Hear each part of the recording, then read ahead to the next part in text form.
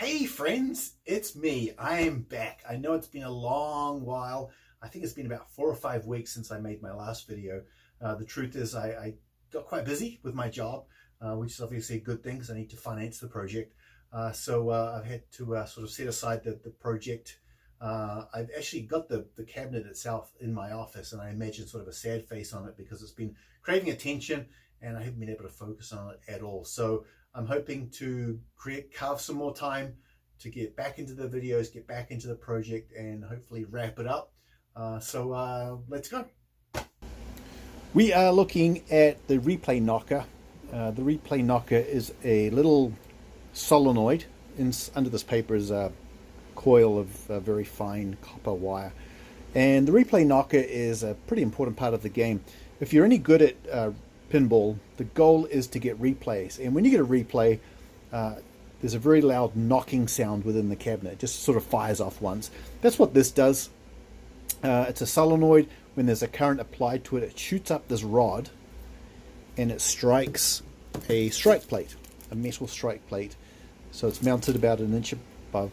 So as I said, when a current is applied, it shoots the rod up and it hits the strike plate. So in real machines, this is powered by a 50 volt power supply, which is very, very strong. I don't have a 50 volt power supply, so I've improvised, and I'm just going to show you what I'm doing. So I have a 12 volt power supply. If you see here, there's 3 wires here. You've got, I'm going to say positive and negative, or positive and neutral, and then you've got a green ground. This plugs into the wall like a regular plug. So this is the output. This is a 12 volt. This is producing 12 volts. So 12 volts is coming out of here. You've got 12 volts coming from the positive, and then the black, which is the neutral or negative. We could call that negative. And this is plugged or connects to a converter. And this increases the voltage to something much higher. I've got it connected up here. I got 35, almost 36 volts coming out of this little device thing here. So this device is going to be connected to the solenoid. The positive side of it is going to connect, the positive side connects to the positive part of the solenoid. The negative side is actually going to go to what's called the Pinscape controller. And so this is the thing that connects to the computer. So when you're playing a game and you get an amazing high score, you get a replay, it's going to tell the Pinscape controller, shoot off the replay knocker. So I'm bypassing the Pinscape board because I just want to show you how the thing works. So I'm connecting up the negative side or the neutral side, and I'm going to just touch this. You'll just see, hopefully if it works, the solenoid fly up. Oh shit, okay, so it flew kind of far. So normally it would hit the strike plate, make that loud noise, you get a replay, and you're like, yeah, I got a free game. So that's what it's all about. In order for me to make this complete, I have to install what's called a diode. This protects the coil or the solenoid from any current that goes the wrong way. If I connect it up incorrectly, it just protects the solenoid. So I have to solder these in between the 2 terminals there, and then this thing is going to be installed in the back box. So yeah, that's the next step. I'm going to show you the soldering process. I know I say the word soldering.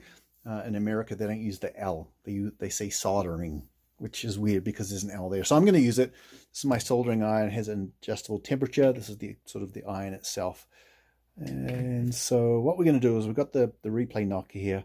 I've actually taken off the cable or the connector that came with it. I'm going to add my own 2 wires, a little bit longer, 3 feet. So it's going to run the inside of the back box. I'm going to add a different connector just so I'll be able to disconnect it when I have to. So, and I'm also going to add the diode. Now, in terms of the diode, if you can see it, if I can focus it, oh yeah, you can see on one side there's a white band.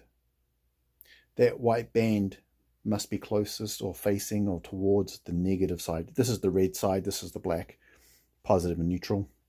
So I'm going to be adding the diode between the 2 terminals, and then adding my own black and red wires as well. So that's what I'm going to be doing. I'm going to try and take off some of the solder. I might zoom in a little bit just so you can see what I'm doing.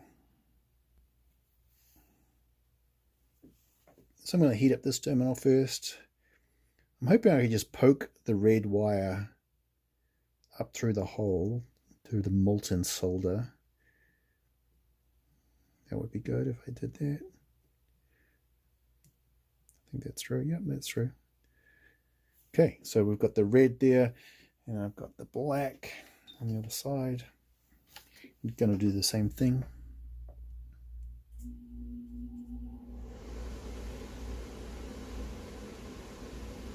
There it is, through there. Okay, so that's the black and the red, and then now I'm going to connect the diode. So I just laid the diode across it. It's probably not the most secure way to do it, but I'm just going to try it anyway. When I solder it, I want to do it quite quick because I don't want the wires to fall out. So I'm just going to hold this there, hopefully just heat this up for a few seconds, just so it sort of bites it. I don't want the red wire dropping off. Crap. Okay, that's not supposed to happen.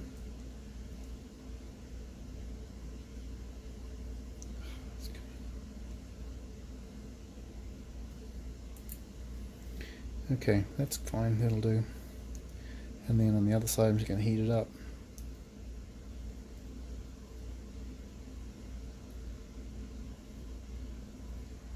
I said I'm just going to heat it up. Taking a few seconds. And nest that in there.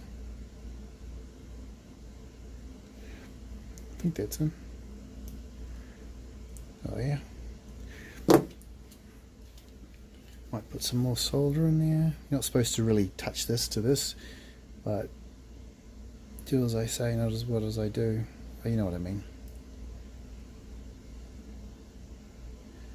I do try and make it look pretty. Okay. Okay, so that's all secured. Got the black wire, the red wire, the diode's facing the right way. I think that looks okay. And so we are good, and this we're good. We're going to find the thing because it fell out the back, remember?